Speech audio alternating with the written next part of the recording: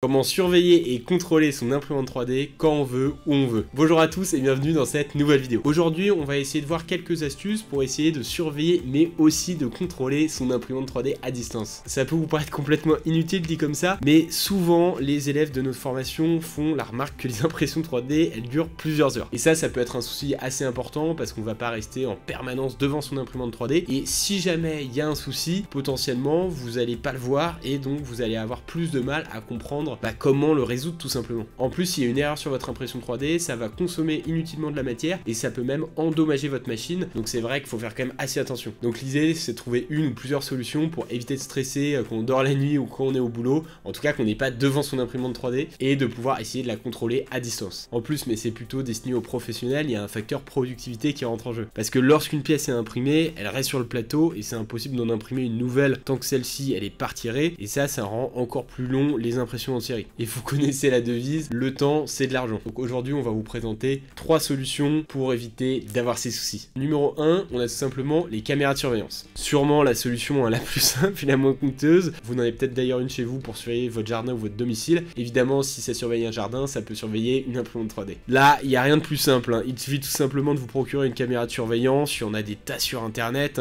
Faites quand même bien attention de prendre une caméra contrôlable depuis le téléphone. Personnellement, je vous recommande les caméras Iumi 2022 ou la Tapo caméra, des caméras vraiment pas chères et qui fonctionnent très bien. Là, il suffit juste de placer la caméra dans un angle que vous souhaitez et de suivre les consignes de configuration assez basiques. Cette technique, elle a l'avantage d'être mise en place très rapidement et simplement. Mais par contre, la seule manière d'arrêter l'impression si jamais vous avez un souci, c'est de le faire manuellement. Donc si vous êtes au boulot et qu'il n'y a personne chez vous, c'est peut-être problématique. Donc c'est pour ça qu'il y a la deuxième solution. Numéro 2, les caméras préprogrammées. Les caméras préprogrammées pour l'impression 3D, c'est des caméras qui ont la même fonctionnalité qu'une caméra de surveillance comme on l'a vu précédemment, mais qui cette fois-ci, elle peut être connectée grâce à un programme déjà écrit dans la caméra et on pourra donc contrôler à distance l'imprimante 3D et lancer un G-code directement depuis celle-ci. La caméra la plus connue dans cette catégorie, c'est la BeaglePrint. On en possède quelques-unes à la nouvelle école, ça coûte un peu plus cher quand même qu'une simple caméra, on est aux environs de 80 € la caméra. Ce qui est très pratique avec cette caméra, c'est qu'elle reste quand même assez simple d'utilisation et il y a plein de tutos qui sont fournis sur leur site internet, donc si on se retrouve face à un problème, on peut facilement le corriger. Et comme vous le voyez, elle peut effectivement être contrôlée ou stoppée à distance et si vous êtes un peu malin, vous pouvez essayer de créer une chaîne de production en poussant légèrement avec votre buse votre pièce qui vient d'être imprimée,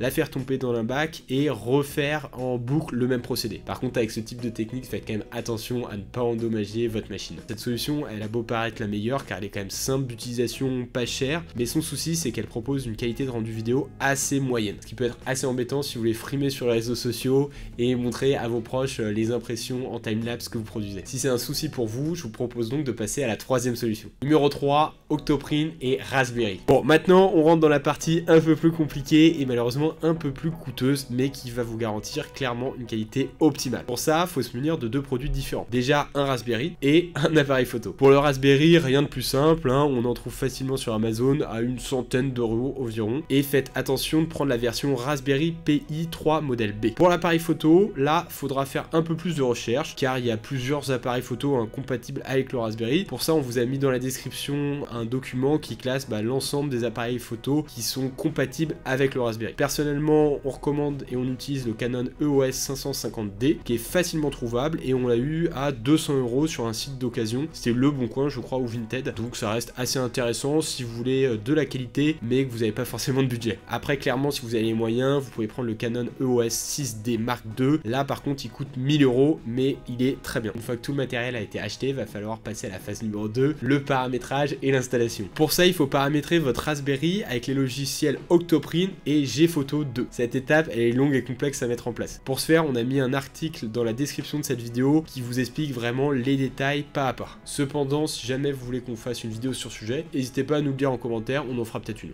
Une fois que la configuration est faite, il vous suffira encore de placer votre appareil dans l'angle que vous voulez, lancer à distance vos impressions et créer une chaîne de production grâce à votre appareil où vous pourrez prendre des photos avec des résultats de haute qualité permettant de réaliser des timelapses super sympas. J'espère en tout cas que cette vidéo vous aura donné des pistes de réflexion et que dans les solutions qu'on vous a présentées, certaines correspondent à vos problèmes. Et comme je vous l'ai dit tout à l'heure, si vous voulez une étape pas à pas du paramétrage du Raspberry, dites-le nous en commentaire, on pourra en faire une. Et dans tous les cas, si vous souhaitez vous améliorer en impression 3D, n'hésitez pas à aller voir nos autres vidéos ou directement nous contacter en prenant un rendez-vous sur notre site internet.